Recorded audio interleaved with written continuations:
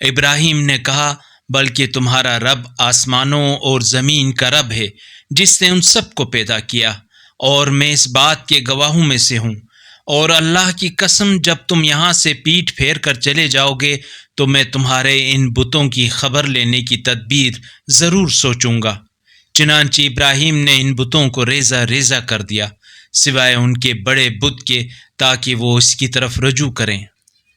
وہ کہنے لگے جس نے ہمارے معبودوں کا یہ حال کیا ہے یقیناً وہ ظالموں میں سے ہے۔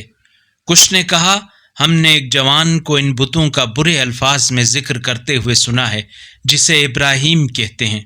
کہنے لگے اسے سب کے سامنے پیش کرو تاکہ لوگ اسے دیکھ لیں۔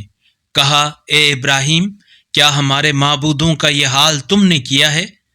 ابراہیم نے کہا بلکہ ان کے اس بڑے بت نے ایسا کیا ہے، سو ان سے پوچھ لو اگر یہ بولتے ہوں۔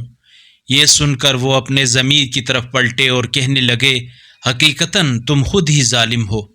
پھر وہ اپنے سروں کے بل اوندھے ہو گئے اور ابراہیم سے کہا تم جانتے ہو یہ نہیں بولتے۔ اگر اس قرآنی کلپ نے آپ کے دل کو چھو لیا ہے تو براہ کرم چینل کو سبسکرائب کر لیجئے اور بیل آئیکن کو دبا دیجئے۔